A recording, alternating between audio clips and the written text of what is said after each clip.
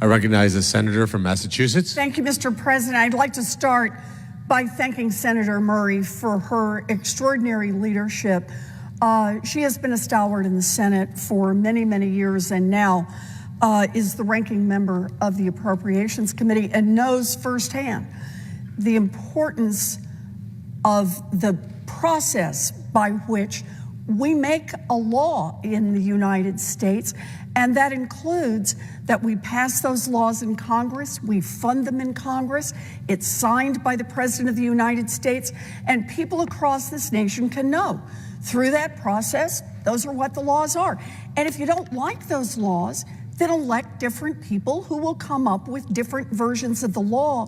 But everyone, Democrat or Republican, sticks to the same version, and that is a law is a law.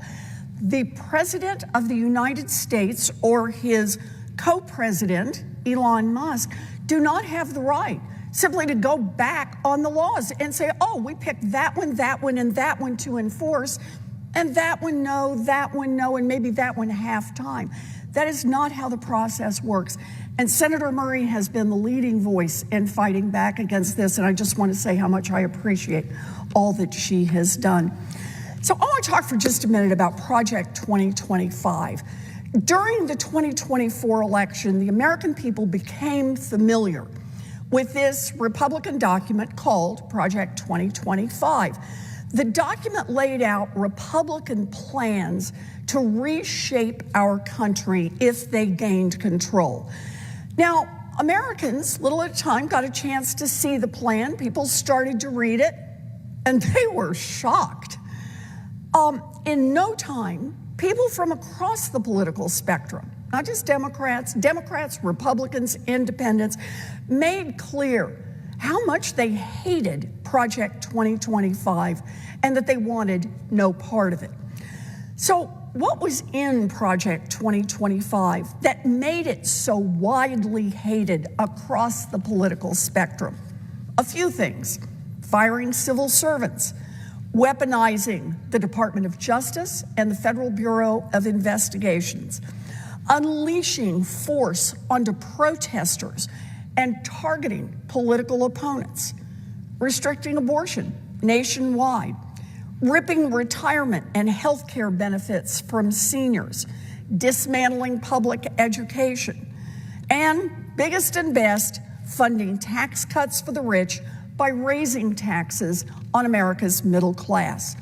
And I want to be clear, it's a big document, those are just the top lines. So Donald Trump's response was to swear over and over and over again that he had nothing to do with those plans. Didn't know about them, didn't endorse them, didn't want anything to do with them. Here are some of the things that Donald Trump said about Project 2025 back in 2024. Quote, "I know nothing about Project 2025. I have nothing to do with Project 2025. I disagree with some of the things they're saying, and some of the things they're saying are absolutely ridiculous and abysmal." And my personal favorite, they've been told officially, legally, in every way that we have nothing to do with Project 2025. So think about that. During the 2024 election, Donald Trump claimed he didn't know anything about Project 2025, but he lied. Shortly after the election, he nominated one of the chief architects of Project 2025 in a key role with the government. Now, Donald Trump has named the lead architect of Project 2025, Russ Vought, to oversee the federal government's entire budget office. That's right. Listen to this one. He is putting the head writer of the plans that you had only read about in nightmares in a key government position. Russ Vought wrote Project 2025. And now Donald Trump is rewarding him by inviting him into the government in order to carry out the Republican blueprint to make our government force people to live in the image that Russ Vought and other extremist Republicans approve of. And he plans to rework our economy to benefit the wealthiest among us and make everybody else pay for it. Here are just a few of the things that Russ Vought has called for. Russ Vought has called on Congress to outlaw medication abortion nationwide, restricting women's reproductive rights even in states that protect abortion. Russ Vought has encouraged discrimination against transgender people in the workplace and in healthcare. In his first stint as OMB Director, Russ Vought decried the use of federal funding for diversity and equity training in a letter to federal agencies. The Project 2025 playbook calls for eliminating almost every civil rights office in the federal government. And Russ Vought has said he intends to put federal workers, quote, in trauma and destroy the merit-based system for civil servants so that he can fill the government with right-wing extremists. I'm going to pause here for a minute to see if Senator Gillibrand wants to speak. Yeah. Thank you, Senator Warren, for your unbelievable tenacity and clear-eyed and thoughtful remarks. I yield the balance of my post-cloture debate time on the Vought nomination to Senator Schumer. Duly noted. Thank you again, Senator Warren. Let's keep in mind, so Russ Vought has called for outlawing abortion, medication abortion, nationwide. Doesn't matter whether or not you live in a state that says, no, we are going to protect abortion. Russ Vought wants to find a way to make sure it's shut down everywhere. He wants to encourage discrimination against transgender people. He thinks that getting rid of civil rights is the way to go for the American government, and he says he wants to put federal workers in trauma and destroy the merit-based system for civil servants so he can fill up our government with right-wing extremists. Now, we are already seeing firsthand the devastating effects of Russ Vought's plan for America. Russ Vought was the puppet master behind the funding shutdown that threw this country into chaos last week. You know, I saw this in Massachusetts. Parents didn't know if their toddler's daycare would be open. Seniors didn't know if the hot meal that they were expecting from Meals on Wheels would grind to a halt. No one knew if the nursing homes funded by Medicaid would be able to pay their workers. And that was just the tip of the iceberg for Russ Vought. If he is confirmed, you can absolutely bet on Russ Vought pulling out the rug from working people over and over and over again. And quite frankly, we don't know where he will stop. This is where they've started, 3 weeks in, and this is where they've started. So will Russ Vought, Elon Musk, and Donald Trump stop when they've ripped abortion rights away from every single woman in America? Will he stop when he's abolished the Department of Education and fired 180,000 teachers from their jobs? Will he stop when he has privatized Medicare and when seniors can't afford to go see the doctor? Will he stop when he's done stealing from middle-class families in order to fund tax breaks for the wealthiest households? Yep, by the way, that is in his blueprint too. Tax hikes for the middle class, tax breaks for the rich. Or will he stop when he crashes the economy? And take it from me, with these kind of plans, crashing the economy is no longer a stretch. Russ Vought's Project 2025 proposals will lead to higher inflation, higher interest rates, and weaker economic growth. Project 2025 would seriously threaten another recession. Look, already, families all across this country are feeling the pressure from high grocery prices, while Donald Trump and his administration just turn their backs on working families. American families cannot afford for Russ Vought to be in charge. We don't know how far Russ Vought's extremism will go, but we can't afford to wait and find out. Americans voted for each and every one of us right here in the United States Senate to fight for them, and they do not expect us to roll over and play dead. It is our sworn duty to stop dangerous people like Russ Vought before he destroys our freedom, our economy, and the stability of every working family in this nation. And so I urge every senator to vote no on his nomination.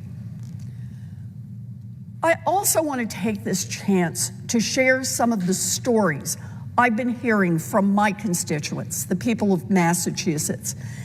The impacts of Donald Trump's and Russ Vought's policies are affecting people in the Commonwealth of Massachusetts and all across this country. I am here to fight for the people of Massachusetts, and I'm here to share their stories. So I want to start with a message I received from a family child care center that cares for hundreds of children each day so that moms have the opportunity to succeed in their careers. Here's how the message goes. Quote, "Our community of early educators and families is on edge. We work with a very diverse population, and the rumors and threats related to immigration activities are having an impact. We have begun having families question removing their children from much needed and valuable early education programs because they are scared to separate from one another or even to go outside. 99% of the families we are working with are receiving a subsidy for their care. So with current funding through the Department of Early Education and Care, I believe it breaks down to approximately 60% federal and 40% state funds. We have also historically been recipients of CDBG funds to support our training program, which would only be possible with federal support. So think about that.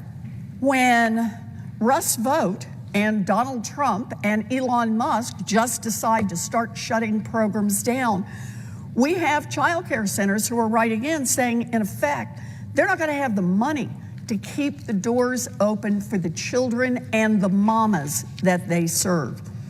Or take this from a small business owner in Linfield.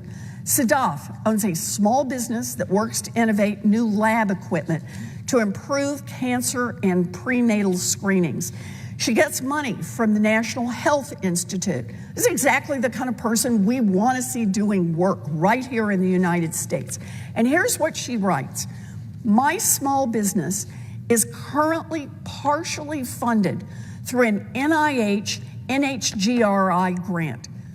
Today, the grant is frozen, and we are unable to access any funds.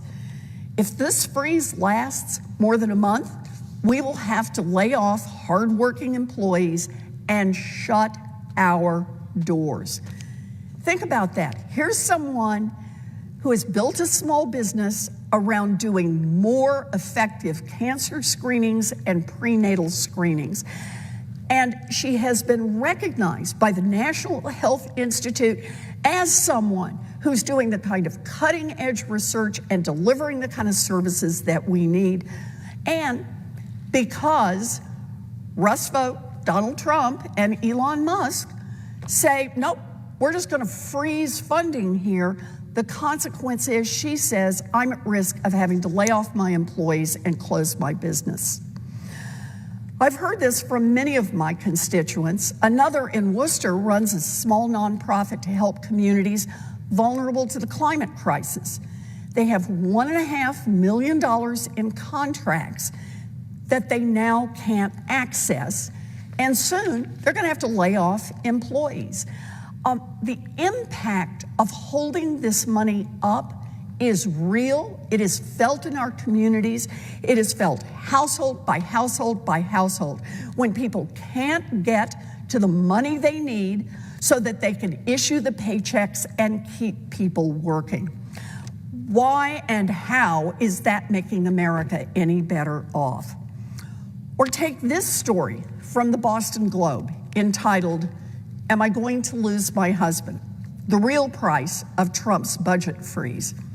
Quote, "The freeze is harming real people. One of them is James, a Virginia resident who told his story to the editorial board but asked that his last name not be used because he fears retaliation. 8 years ago, when James was 32, after years of health problems, he was diagnosed with neuroendocrine tumors, formerly called carcinoid cancer, with accompanying severe carcinoid syndrome. Tumors were in his intestines and his liver with nodules on his lungs. Doctors gave him 3 to 6 months to live." Now, standard treatment for these tumors is shots with 1 or 2 drugs. And I'm going to do my best to pronounce them, ocetrotide and or lanrectotide. The first couple of months after his diagnosis, James spent a total of about $10,000 on shots and scans, and that was in addition to his insurance coverage. So this is someone with health insurance. He was working in a toy shop, he was studying graphic design, and the medical care completely drained his savings. Then James entered a National Institute of Health research trial. Because James was unusually young to get carcinoid syndrome, NIH researchers wanted to study how he reacted to the disease and treatments. So for the next 8 years, NIH provided and paid for his shots, scans, surgeries, medications, and procedures. Quote, "All I had to do was be a guinea pig," James said. As of December, he was getting a shot of lanrectotide, which can cost thousands of dollars, and he was getting this shot every 3 weeks to keep his tumors from growing. Quote, "If I were to lose the medication, they'd likely ramp up, become more aggressive, and potentially spread to other organs. It could be a death sentence," James said. The disruption started when it became clear Donald Trump might win the presidential election. In October and November, NIH began recommending that if patients could get some medications, anti-nausea medication or painkillers, from other doctors, they should, because the federal agency feared budget cuts. In December, after Trump's election, James said his doctor told him NIH could no longer provide lanrectotide, but he was still part of the research protocol, so he would get yearly scans, and the NIH would conduct and pay for any necessary surgeries. In other words, they wanted to continue to be able to study him. In December, James started experiencing aphasia and memory loss, and a scan found spots on his brain. He's still undergoing diagnostic tests. NIH had a treatment protocol prepared for if the cancer did spread to his brain. Once Trump took office in January, however, James was told the research was frozen indefinitely and he won't be getting any NIH care until that changes. James is continuing treatment with a Medicare insurance plan provided by Kaiser Permanente, and he qualified for financial assistance grant through May. But he worries that the Trump administration will end that financial assistance. James receives disability payments, and his wife is a teacher, so they can't afford high out-of-pocket payments. Quote, "When I heard about this, I thought, am I going to lose my husband? Is he going to die?" His wife, Becky, said. Make no mistake, These are not one-off stories. Families everywhere, all across the country, in red states and blue states, are feeling the impacts of these policies. Everyone. Now, maybe you knew about this, maybe you didn't, but Trump is trying to keep you in the dark on some of these things while he distracts by renaming the Gulf of Mexico or dreaming about Canada as the 51st state.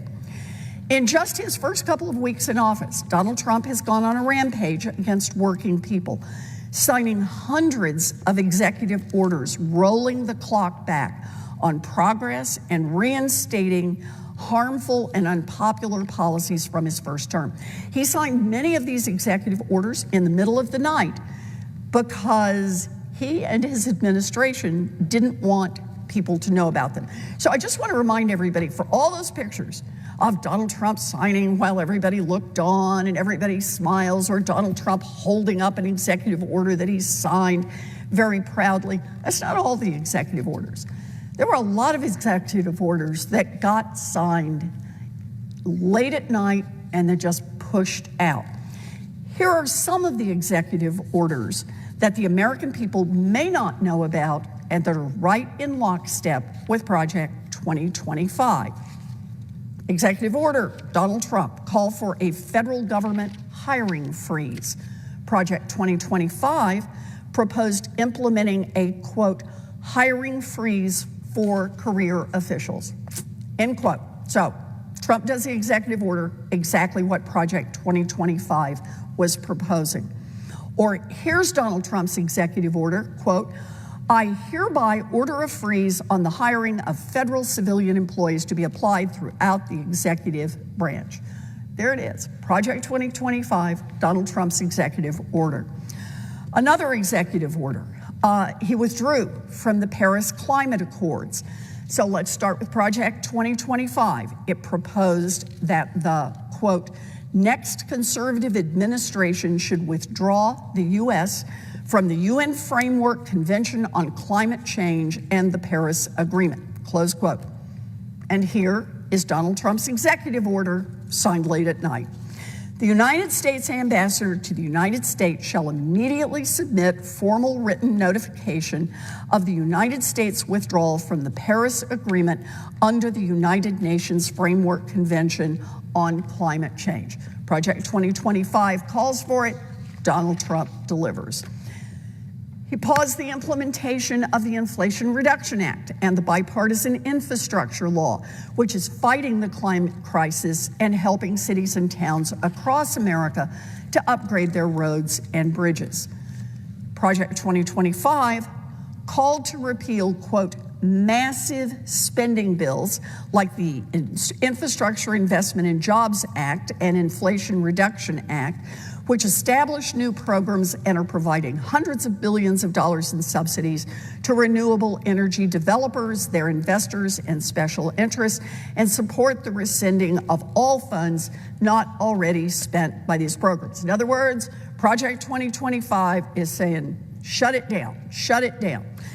Here's Donald Trump's executive order, quote, all agencies shall immediately pause the disbursement of funds appropriated through the Inflation Reduction Act of 2022 or the Infrastructure Investment and Jobs Act. So there we are. Project 2025 calls for it. Donald Trump delivers with an executive order. The fact that he cannot legally do that doesn't seem to have slowed him down at all. In fact, Project 2025 talks about repealing those laws. That means you come to Congress, and then Congress votes on it. The House, the Senate, and only if you get majorities in the House and the Senate do you send it over to the President of the United States to sign it into law. Donald Trump isn't doing that. Republicans are in charge of the House. Republicans are in charge of the Senate. But instead of saying we're going to amend the law that has already gone through the process and been signed in, the money has all been appropriated for it. Nope. Instead, Donald Trump says, middle of the night executive order, and I'm just going to say, stop spending money. That is impoundment, and it is clearly unlawful. He is in violation of the law.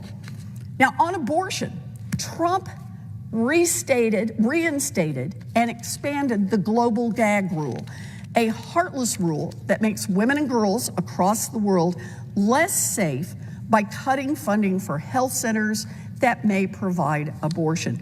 You know, Planned Parenthood gave us an idea of just how bad this is. Here's their quote on this. This is also known as the Mexico City policy. The global gag rule prevents foreign organizations that receive certain U.S. assistance from providing counseling, referring, or advocating for legal abortion in their country, even with their own money and their own resources.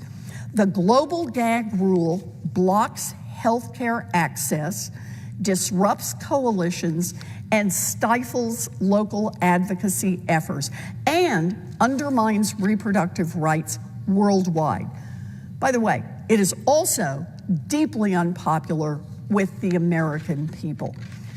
In fact, here's what Alexis McGill Johnson, who is president and CEO of Planned Parenthood Federation of America, said, quote, "President Trump is kicking off his second term exactly as anticipated, attacking sexual and reproductive health care. The global gag rule not only disrupts the delivery of health services in areas of the world that are most in need, it also rolls back progress in countries that have fought to advance health care and human rights. Elected officials should not be interfering in personal medical decisions in this country or anywhere else in the world. We must reverse and end the global gag rule permanently, full stop."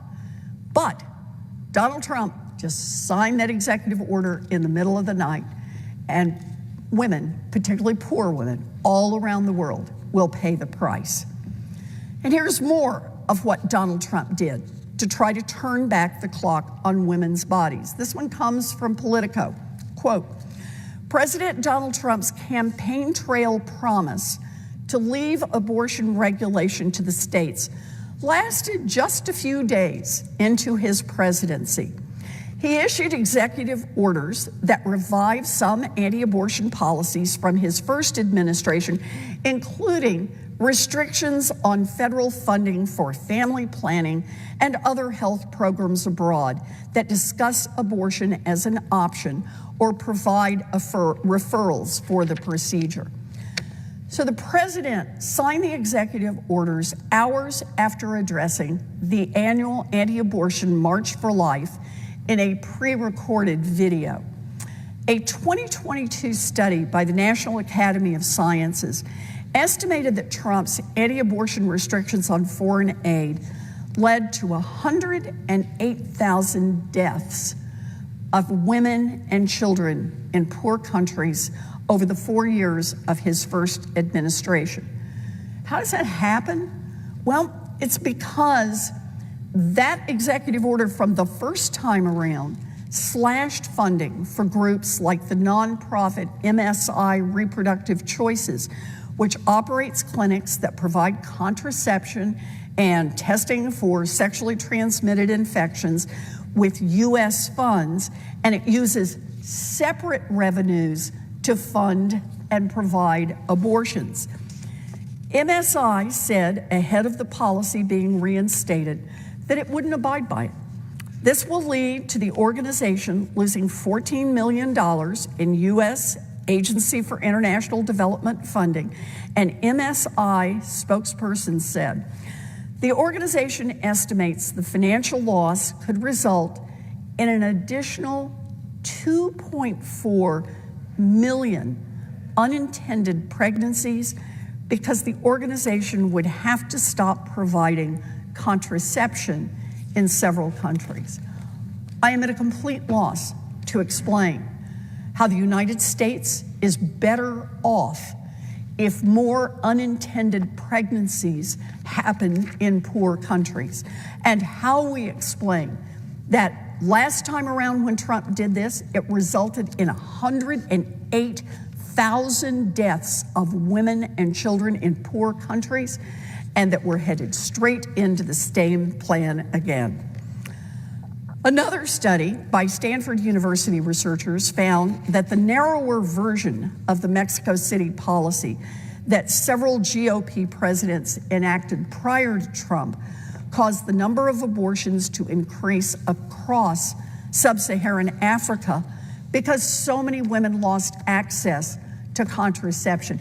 Let me say that one again. For everyone who thinks that abortion should not occur, understand the consequence of the Trump executive order, and that is that it increases the number of abortions across sub-Saharan Africa because women lose their access to contraception. Abortion rights advocates have also argued that the policy is overbroad because it imposes restrictions in countries where abortion is legal. One day earlier, in another move that thrilled abortion opponents, Trump issued pardons for roughly 24 people convicted of forcibly entering and blocking access to abortion clinics. In fact, this has been an important part of the Trump executive order stream in this area. The idea that the federal laws that protect women who are walking from where they've parked their car to an abortion clinic, and also a place where they may get contraception, where they may get a mammogram, where they may get other health screenings, not to be interfered with, that they get a chance to walk without having people scream in their faces and spit on them, that has been taken away by the President of the United States. He has said, move in a little closer, bear down harder on those women. And still, the anti-abortion groups that helped Trump win re-election are looking beyond these actions and are pushing for more from the new administration. So, for example, what are they asking for now? Well, they want to look at a ban on telehealth prescriptions and mail delivery of abortion pills. They want to do rules forcing states to provide more detailed information on all abortions within their borders so they can see more about who's getting what treatments, and the repeal of the Biden administration rules that expanded abortion access for some military members and veterans. It's all happening out in plain view. Let us be clear. This is and always has been about controlling women's bodies. Donald Trump packed the Supreme Court with anti-abortion extremists to get Roe overturned, and he bragged about it afterwards. This is the latest in Trump's years-long crusade against women's reproductive rights. And understand this, we will fight back. Now, as you probably have already seen in the news, Elon Musk has taken control of the government's critical payment systems, which include sensitive personal information for millions of Americans. This is the system that makes sure that your grandpa gets his Social Security check. This is the system that makes sure that your mom's doctor gets the Medicare payment to cover her medical appointment. And this is the system that makes sure that you get the tax refund that you are owed. And now it has been taken over by Elon Musk. Every organization from your state government that uses federal money on that bridge project to your local Head Start that takes care of little kids while their mommies and daddies go to work is now at the mercy of Elon Musk. Maybe you get paid, but then again, maybe you don't. Elon just grabbed the controls of that whole payment system, demanding the power to turn it on for his friends and turn it off for anyone he declares he doesn't like. One guy deciding who gets paid and who doesn't. It is not the law, but it is the reality. Now, there's a second problem here. It is not just payments from the federal government that are now in Elon's control. Elon and his handful of friends now have access to your personal financial information, anything that is in the system. Your payment history, your social security number, your address, your bank account numbers. Elon now has the power to suck out all of that information for his own use. And now, whether it's to boost his personal finances or to expand his political power, it is all up to Elon. Understand, in a world in which data is power, Elon has just increased his power. And there's a third kind of problem here. In order for this handful of programmers to gain access to over $6 trillion, our $6 trillion payment system, we don't know what kind of safeguards were pulled down. Are the gates wide open now for hackers from China, from North Korea, from Iran, from Russia? Heck, who knows what black hat hackers all around the world are finding out right now about each and every one of us, copying that information and storing it for their own future criminal uses. How many back doors are being installed right now in the system that is truly the financial guts of our economy, the one that makes sure that the payments go out? All of that information is now at risk. This week, I wrote to Secretary of the Department of the Treasury, Scott Bessent, with extreme concern following his reporting. So here's what I said. Quote, I write regarding a disturbing report that in one of your first acts after you were confirmed as Treasury Secretary, you have given Elon Musk and his surrogates full access to the federal government's critical payment systems, which includes the sensitive personal information of millions of Americans. It is extraordinarily dangerous to meddle with the critical systems that process trillions of dollars of transactions each year that are essential to preventing a default on our federal debt and that ensure that tens of millions of Americans receive their Social Security checks, their tax refunds, and their Medicare benefits. I am also alarmed by reports that you personally sidelined the key official responsible for managing the extraordinary measures the Department of Treasury is taking to avoid a default on U.S. debt, risking missteps that could result in a global financial meltdown that costs trillions of dollars and millions of jobs. I am writing to seek answers about your role in this security and management failure and about how you intend to protect the integrity of the federal government's financial operations after handing over the systems to Mr. Musk's team. According to public reports, even before President Trump's inauguration, Mr. Musk's surrogates began demanding access to sensitive payment systems that the federal government uses to disperse trillions of dollars every year. The public depends on the integrity of those systems, which control the flow of over $6 trillion in payment to American families, businesses, and other recipients each year, with millions relying on them for Social Security checks and Medicare benefits, federal salaries, government contract payments, grants, and tax refunds this filing season. In just 1 year, for example, the department's Bureau of Fiscal Service dispersed nearly 1.3 billion payments totaling $5.4 trillion.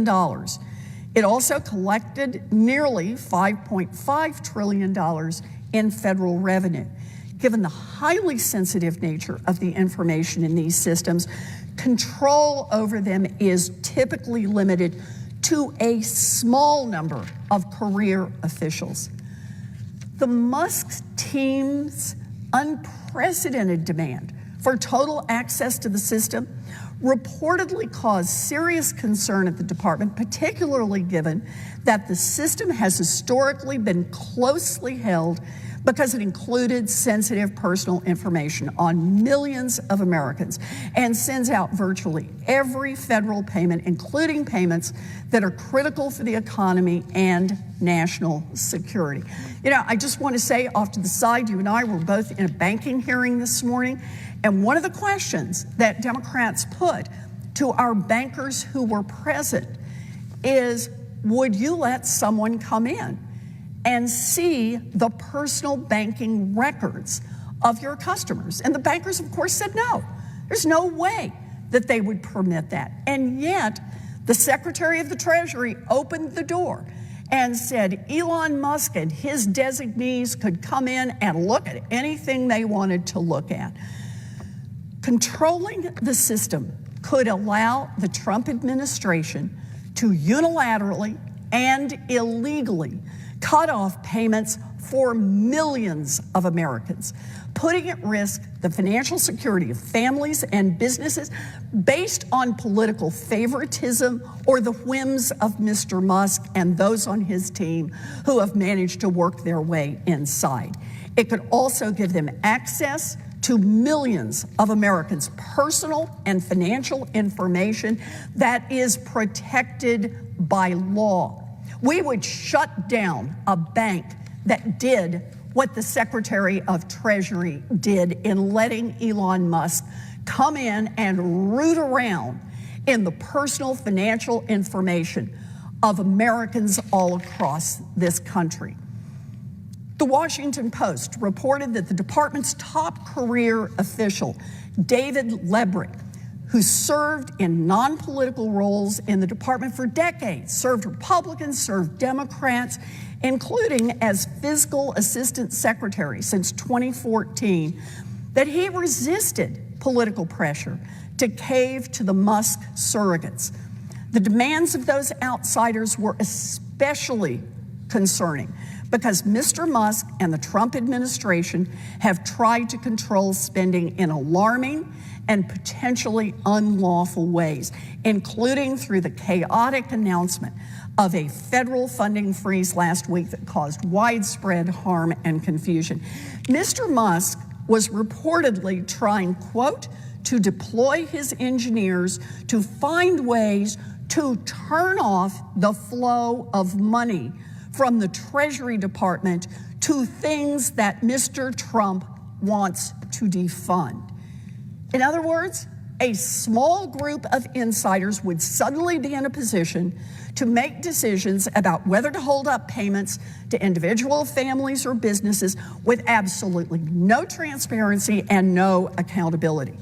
But rather than protecting the integrity and function of the payment system, our Secretary of the Treasury reportedly bent to pressure from the White House, suggested putting Mr. Lebrick on leave, and ultimately forced him out.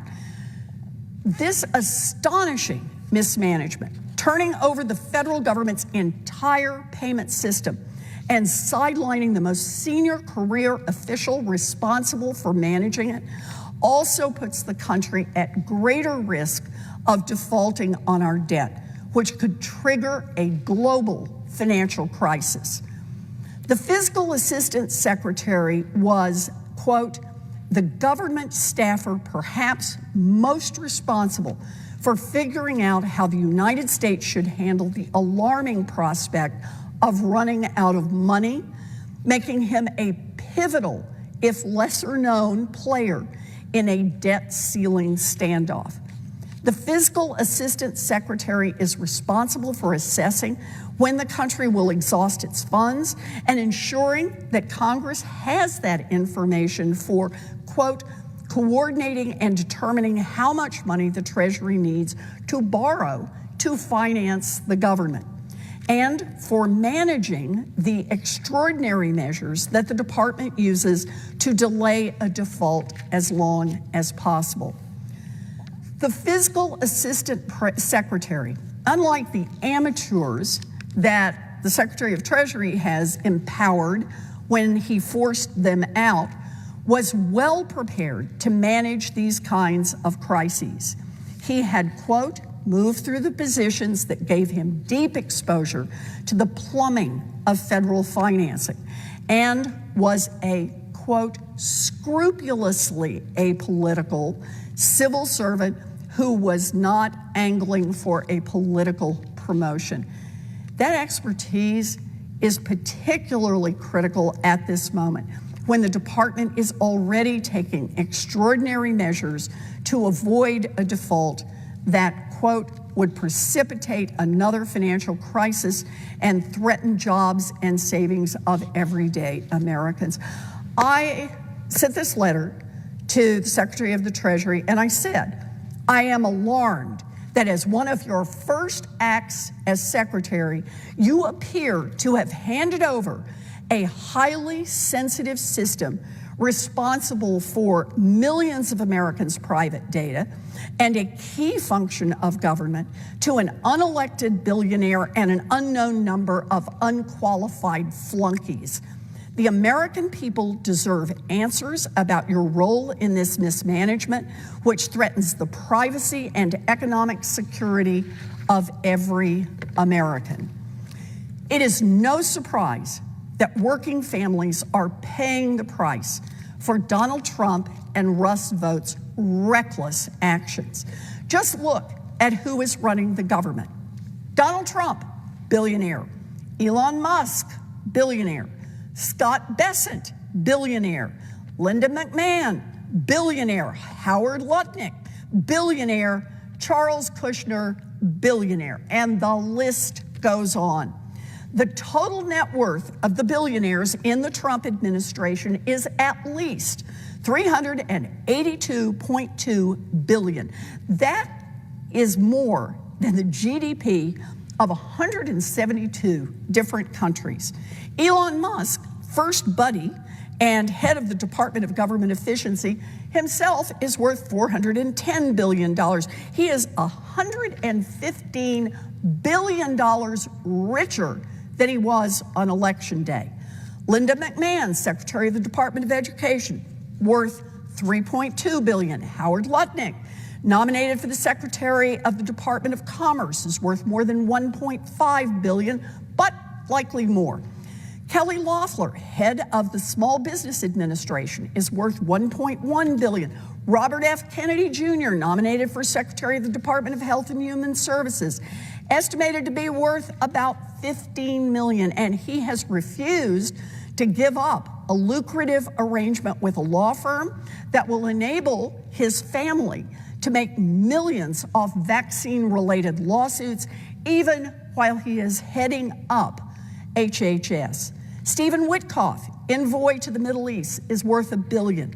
Jared Isaacman, NASA administrator, is worth $2 billion. Take this piece from CNN, quote, Elon Musk plowed at least $260 million into efforts to send Donald Trump back to the White House, new filings show, a massive infusion that makes him one of the largest single political underwriters of a presidential campaign and underscores the outsized influence of the world's wealthiest person in this year's election. Thursday's filings with the Federal Election Commission show that the Tesla and SpaceX executive gave a total of $238 million to a super PAC that he founded this year, American PAC, which worked to turn out voters on Trump's behalf in key states. But he was also the financial backer of other groups that cropped up in the final days of the election to support Trump, including one that spent millions on advertising to defend Trump's record on abortion. It had sought to link Trump's views on abortion to those of the late Supreme Court Justice and liberal icon, Ruth Bader Ginsburg. These people have no shame. Musk, through a trust that bears his name, donated $20.5 million to the group named RBG PAC, on November 24th, according to filings with the Federal Election Commission. He was the sole donor to the group, which was formed in mid-October. The donation's timing meant that Musk's involvement was not disclosed until after the election, after the inauguration, not until last Thursday's post-election filings with the federal regulators. Ginsburg's granddaughter, Clara Spira, publicly denounced the ads, which sought to neutralize abortion as a liability for Trump in the campaign, as misleading and an affront to Ginsburg's legacy as a staunch defender of abortion rights. So true. According to the new filings, Musk also donated $3 million to the MAHA Alliance, a super PAC that ran stark ads in key swing states, urging supporters of Robert F. Kennedy Jr. to back Trump in the closing stretch of the campaign. Kennedy himself had ended his independent campaign over the summer and endorsed Trump. Now, MAHA stands for Make America Healthy Again, Kennedy's spin on Trump's MAGA catchphrase. Trump has now tapped Kennedy, one of the nation's most prominent anti-vaccine conspiracy theorists, to oversee the Health and Human Services Department. Trump has selected other big donors for roles in his incoming administration. Howard Lutnick, the Cantor Fitzgerald Investment Bank chief, whom Trump has tapped to head the Commerce Department, made a nearly $3 million in-kind donation of stock on October 21st to a pro-Trump super PAC, MAGA Inc., according to the organization's filings Thursday night. And that is on top of the $6 million that Lutnick previously donated to the super PAC over the course of the election cycle. Other Trump supporters who have landed spots in his administration also donated to MAGA Inc. They include Linda McMahon, the former wrestling company executive, tapped to serve as education secretary. She donated more than $20 million to the Trump-aligned super PAC this cycle. McMahon and Lutnick also serve as co-chairs of Trump's transition operation. Other Trump picks who have made seven-figure donations to MAGA Inc. include former Georgia Senator Kelly Loeffler, his choice to lead the Small Business Administration, Scott Bessent, whom Trump has selected as Treasury Secretary, and two of his choices for plum diplomatic posts in Europe, Arkansas investor Warren Stevens and Charles Kushner, the father-in-law of Trump's daughter Ivanka, end quote. And look, don't get me wrong. If you made a fortune because you had a great idea and you built a terrific business, good for you. But I guarantee that any great fortune in America was built, at least in part, using workers that all of us help pay to educate, built at least in part on getting your goods to market on roads and bridges that all of us help to pay to build, built at least in part protected by police and firefighters that all of us help pay the salaries for. And now, instead of creating a system that will let the next guy or gal that comes along build something, these guys want to pull up the ladder. They poured money into the 2024 election, and now they expect a return on their investment at the expense of everyone else. The Trump strategy is to flood the zone, partly so we don't see each of the horrible orders and pay attention to them, but partly to demoralize us. Trump and his Republican friends hope that we will be demoralized. They hope that we will give up, curl in a little ball, and let them do whatever they want to do. I get it. It is tough right now, but it is important that we get back up and fight. And that is exactly what I am doing. I am challenging Elon Musk on his Department of Government efficiency efforts to take away help for seniors who are living in nursing homes and little kids who are hoping for their daycare. I am asking questions of every nominee and pointing out to other senators and to the public where they pose a real danger to the American people. Look at the fight of the Secretary of Defense, Pete Hegseth. He is an incredibly accused rapist who has been falling down drunk at work events, and he's run not one but two nonprofits directly into the ground. Nonetheless, Republican senators stood beside him. He made it through his confirmation, but it wasn't a freebie. Some Republicans broke ranks, and everyone in the country who was paying attention got to see up close and personal just how far the Republicans were willing to go to cower in front of Donald Trump. Those are the fights we must keep fighting. We will not roll over and play dead. This is not business as usual. The number one thing people can do right now is speak out. Speak out on social media about every one of these things. Talk about the threats these people pose. Speak out about what Donald Trump is doing. In the middle of the night last Friday, Donald Trump issued a batch of executive orders turning back the clock decades on women's reproductive rights. If people talk about that, then that is how we will begin to rebuild a movement to push out the Trump vision of America, in which billionaires are on top and everyone else is left in the dirt, and women don't get to make their own health decisions. I've only got 24 hours a day, but I plan to spend as many of them as humanly possible fighting back against Trump, Musk, and the billionaires who have taken over our country to promote themselves at the expense of everyone else. It is up to us. I'm not lying down and playing dead, and I hope nobody else does either. Mr. President, I yield the floor.